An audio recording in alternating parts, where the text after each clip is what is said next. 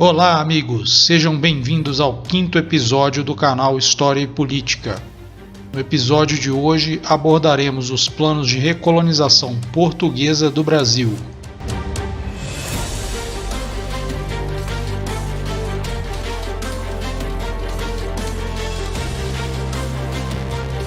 No dia 7 de setembro, o Brasil celebra sua existência como nação independente. No último dia 7, as celebrações nacionais foram atípicas, sem a realização da tradicional parada militar.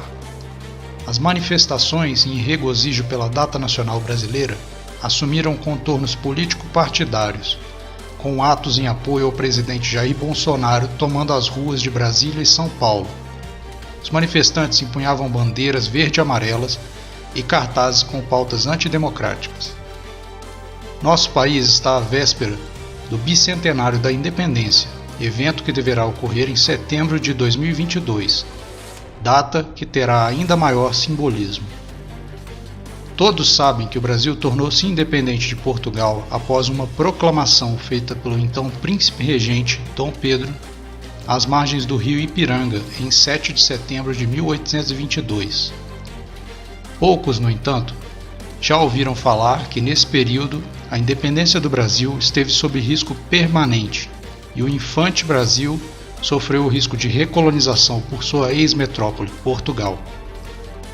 De 1822 a 1825, a independência do Brasil esteve por diversas vezes ameaçada, só sendo consolidada graças ao empenho de nossos patriotas e circunstâncias fortuitas. A independência não foi uma concessão mansa de Portugal ao Brasil e envolveu mesmo conflitos militares entre a nação independente e a ex-metrópole. Nesse período, governos europeus patrocinavam expedições recolonizadoras às Américas. Os próprios Estados Unidos, após independentes, sofreram tentativas de recolonização. Após a Guerra de Independência das 13 colônias, entre 1774 e 1783, os Estados Unidos foram invadidos por uma segunda vez pelos britânicos em 1812, durante o governo do presidente James Madison. Durante esse conflito, a capital Washington chegou a ser ocupada e a Casa Branca incendiada. A controvérsia só foi equacionada em 1815 pelo Tratado de Ghent. Outros países da América recém-independentes também foram assolados por expedições recolonizadoras. A Espanha restaurada de Fernando VII declarou ilegais todas as juntas e enviou expedições para o ultramar. A expedição mais importante foi aquela dirigida por Pablo Morillo contra a Costa Firme em 1815, que envolveu os territórios das atuais Colômbia e Venezuela.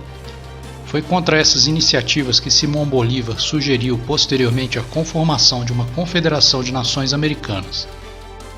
A trama que levou a esse embate entre Brasil e Portugal começou em 1820, com a chamada Revolução Vintista na metrópole portuguesa. Até esse período, a corte portuguesa, chefiada por Dom João VI, encontrava-se no Brasil. Eles haviam fugido da conquista napoleônica em 1807.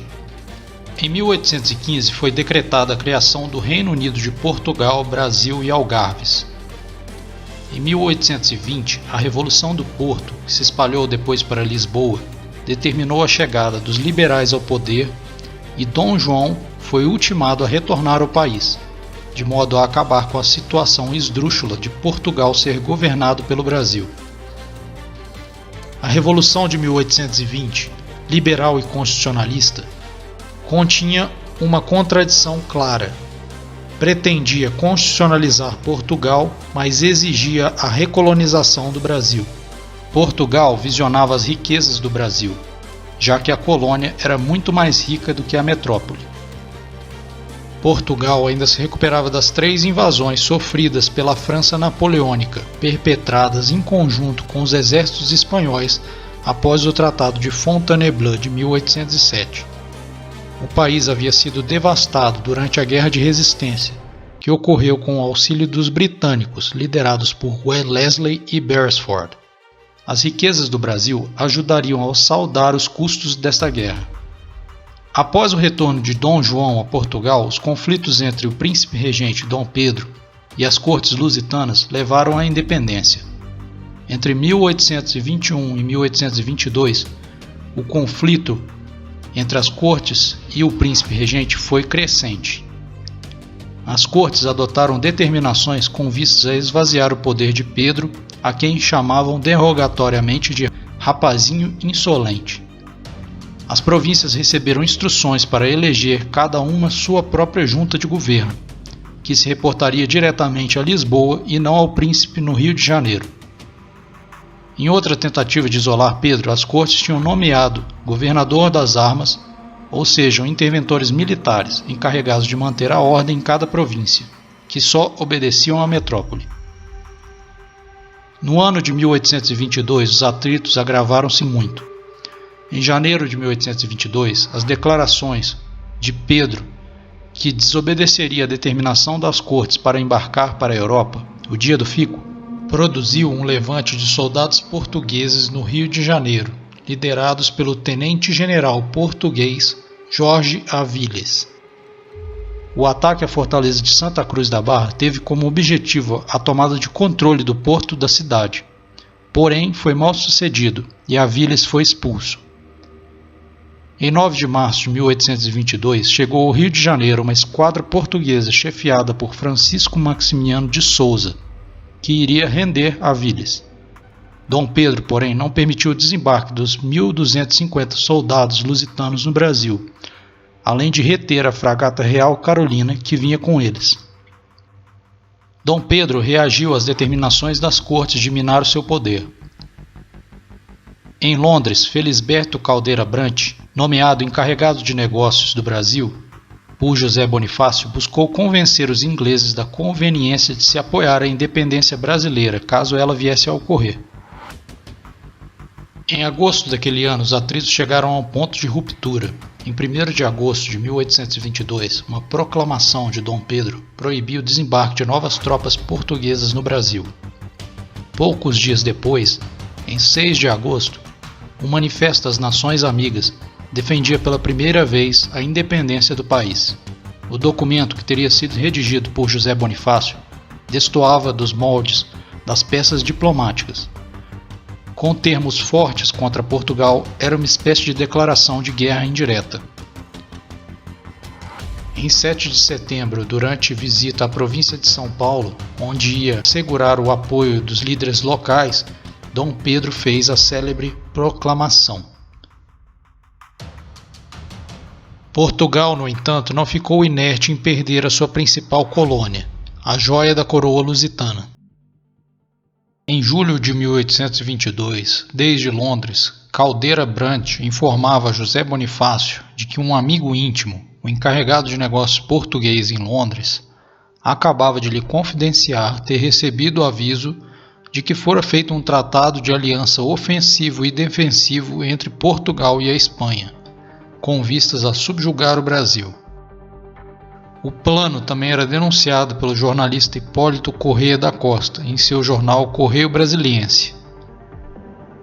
Ele escrevia: notícias da Espanha revelam que a corte de Madrid fez um tratado com Portugal para esta lhe enviar um auxílio de 12.000 homens, e adiantam mais que, com efeito, um corpo de 2.000 homens de cavalaria, comandados pelo general Bernardo Correia de Castro e Sepúlveda, e um belo parque de artilharia, marchava já em 2 divisões, uma por Segóvia e outra por Valladolid. Ora, o governo de Lisboa, em resolvido mandar para o Brasil 8.000 homens, que com esses 12.000 da Espanha fazem 20.000, e como todo o exército de Portugal em papel consta 24.000, restam apenas 4.000 para todo o serviço de Portugal. Como é possível que o governo atual se mantenha com um tão extravagante sistema? Ciente do perigo, Bonifácio buscou ampliar a preparação militar brasileira para o caso de uma invasão. Além disso, buscou articular uma rede de alianças no exterior para evitar que o Brasil ficasse isolado. Em maio de 1822, enviou o cônsul Manuel Antônio Correia da Câmara a Buenos Aires com uma proposta de aliança defensiva e ofensiva. Aparentemente, o plano de invasão existiu, e foi reconhecido até pelo secretário particular de George Canning, Augusto Granville Stapleton, em sua biografia sobre o ministro. George Canning era o secretário de Estado dos Negócios Estrangeiros da Grã-Bretanha, então principal potência à época. Em fevereiro de 1823, as cortes lusitanas ainda pretendiam sufocar a independência brasileira.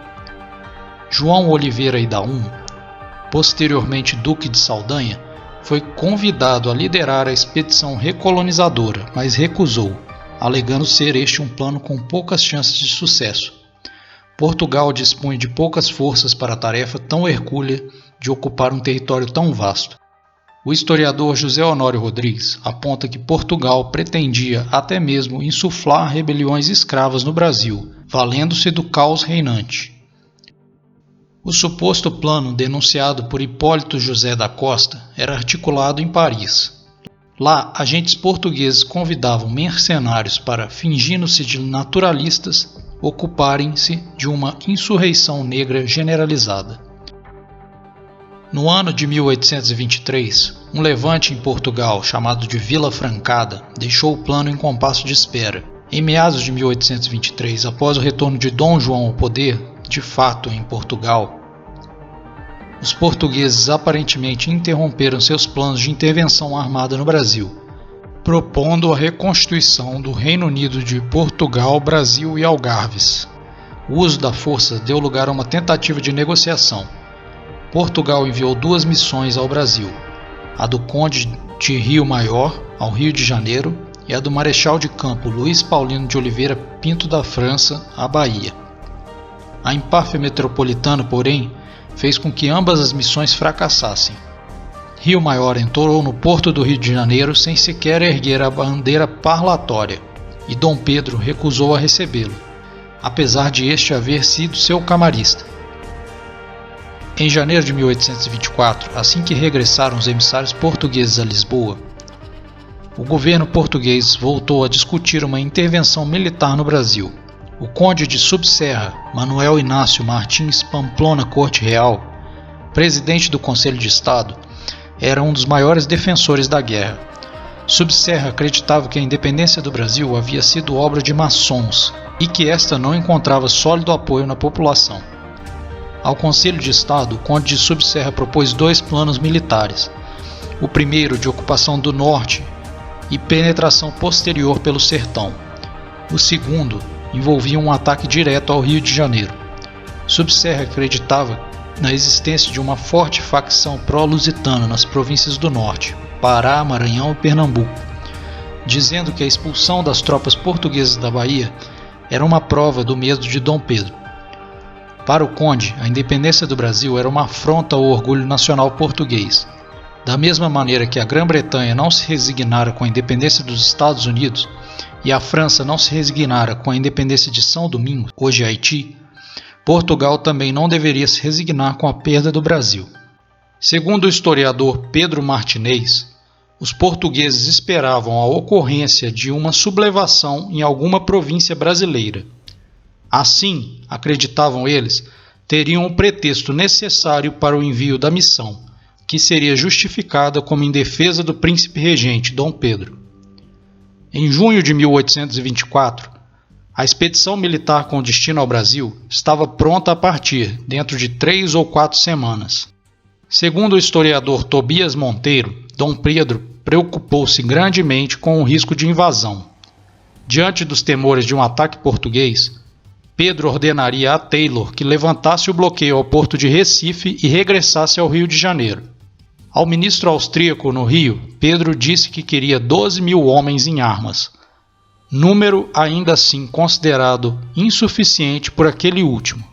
Dom Pedro manteve-se firme na defesa da soberania do Brasil. Em junho de 1824, ele escreveu a Brant que haveria de morrer com a espada na mão, sustentando mais os direitos da sua adotiva pátria do que os seus.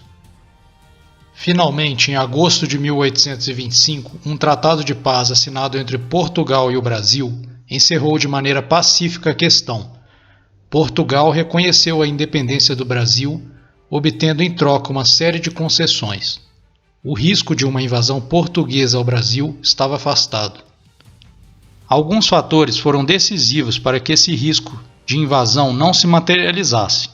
Dentre eles estavam a falta de recursos do Tesouro Português, que pensava em recorrer até ao empréstimo britânico, a oposição da Grã-Bretanha, principal aliado de Portugal, que não desejava uma guerra entre os dois países, prejudicial a seus interesses comerciais, a aliança matrimonial estabelecida entre Dom Pedro do Brasil e a Imperatriz Leopoldina da Áustria, uma das principais potências da Santa Aliança, a proclamação em dezembro de 1823 da Doutrina Monroe, um desafio direto às pretensões recolonizadoras da Santa Aliança, e, finalmente, a determinação de nossos patriotas de defender a unidade e a soberania do Brasil. Ontem e hoje, os verdadeiros patriotas são aqueles que buscam a paz e a prosperidade de nosso país.